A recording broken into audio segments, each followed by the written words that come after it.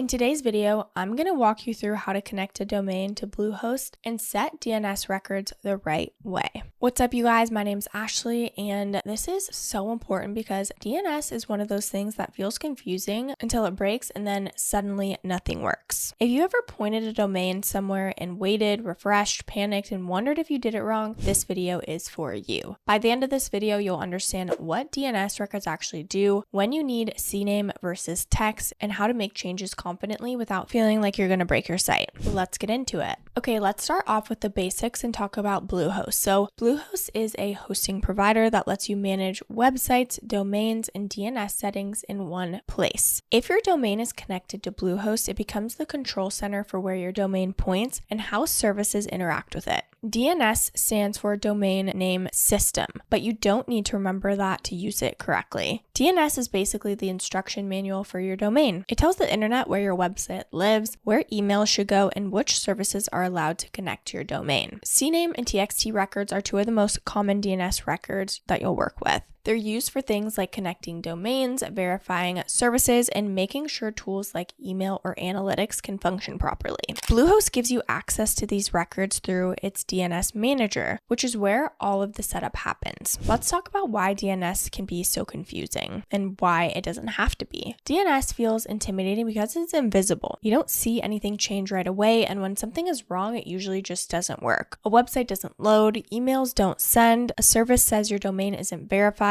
The key thing to understand is that DNS is not random. Every record has a purpose. Once you know what you're editing and why, it becomes much less stressful. Most DNS mistakes happen when people add records without knowing what they're for or delete something that they shouldn't. This video is about slowing that process down and making it intentional. What CNAME and TXT records actually do. So let's simplify this. A CNAME record is basically a pointer. It tells your domain or subdomain to point somewhere else. You'll usually use a CNAME when connecting services, subdomains, or tools that live on another platform. A TXT record is a text-based record that holds information. TXT records are often used for verification, security, and email settings. Things like email authentication, server verification, and domain ownership checks all use TXT records. Neither of these records directly host your website's content. They just tell the internet how to route or verify things connected to your domain. Once you understand that, the rest just starts to click into place. One of the most important features of Bluehost is the built-in DNS manager. This is where you can view, add, edit, and remove DNS records tied to your domain without needing extra tools. Another key feature is visibility. So Bluehost shows you all existing records in one place, which makes it easier to see what's already been set up before you add anything new.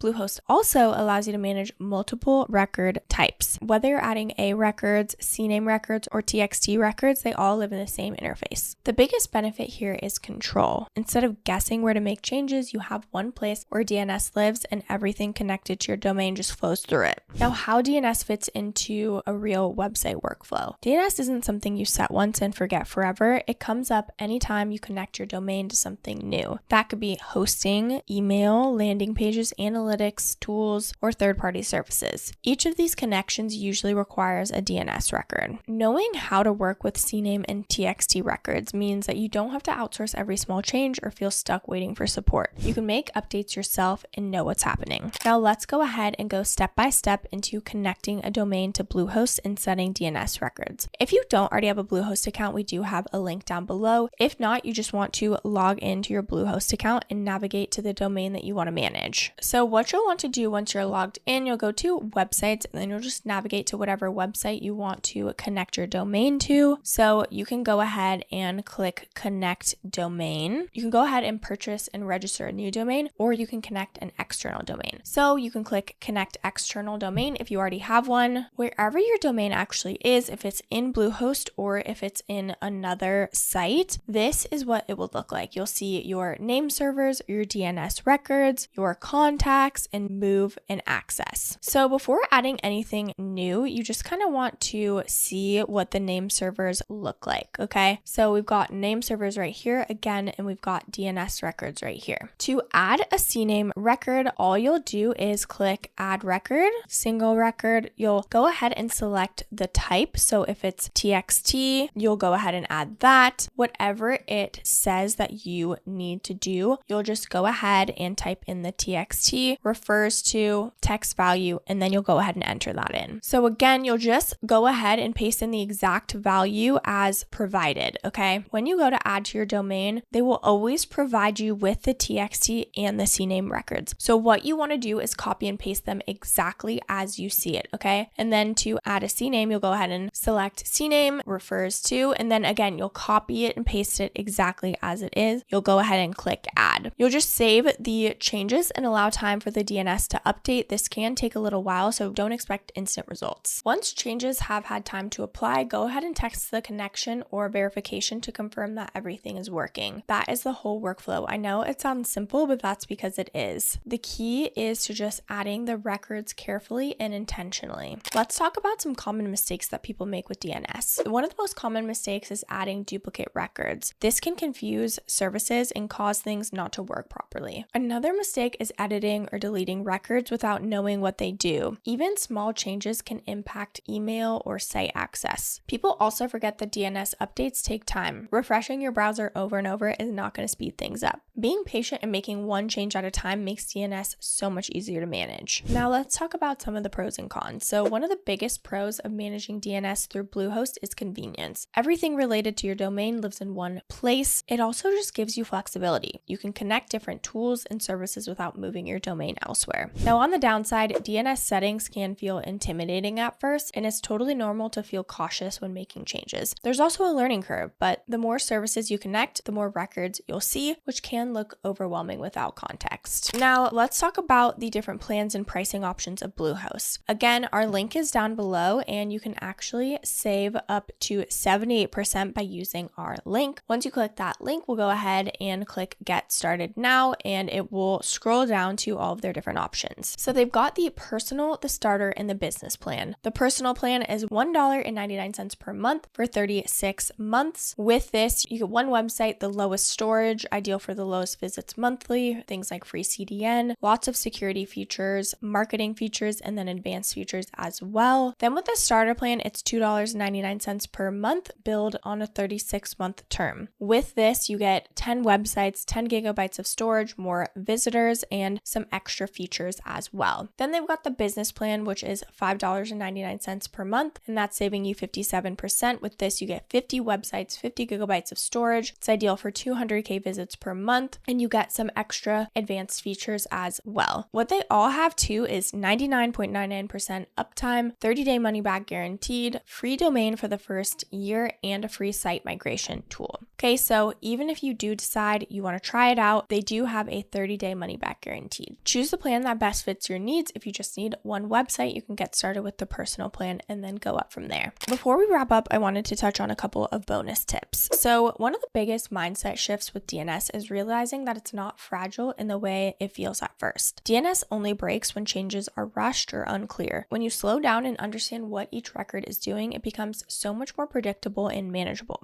A really helpful habit is to always read the instructions from whatever service you're connecting before touching DNS. Most services tell you exactly what record type you need, what the host should be, and what value to paste in. Treat DNS like copy and paste, not something you improvise. Another good practice is to make one DNS change at a time. If you add multiple records at once and something doesn't work, it's really hard to know which change caused the issue. One change, save, wait, then test is a much calmer workflow. Keeping notes is another underrated tip. Even a simple note like this TXT record is for email or this CNAME connects to this tool really makes a huge difference when you come back months later. DNS records tend to pile up over time, and future you will be very grateful for that clarity. And finally, remember that learning DNS is a skill that compounds. The first time feels super confusing confusing. I know it was for me, but the second time it started to feel better, and then it really started to click after that. The goal isn't to become an expert, it's just to feel confident enough to make changes without that fear. You should learn how to manage DNS on Bluehost if you own a domain and plan to connect it to services over time. This is especially helpful if you're building a website, running email, or using third-party tools. If you prefer a completely hands-off setup, you may rely more on support, but knowing the basics still helps you avoid mistakes. I know how overwhelming DNS can feel when everything sounds technical and it feels like it's invisible. But once you understand what the records do, though, now that you have watched this video, you do, becomes so much more easier to manage. If you want to check out Bluehost, don't forget to use our link down below. I do want to mention that these are affiliate links, which means we may earn a small commission at no extra cost to you. So if you do choose to use our links, we just want to thank you so much in advance for supporting our channel. It really helps us to continue to create free content and tutorials just like this. Don't forget to like, subscribe, and leave any comments or questions below. We'd love to hear from you. This channel is dedicated to helping you build your first website with simple tools and easy steps. Thank you so much for watching, and I'll see you in the next video.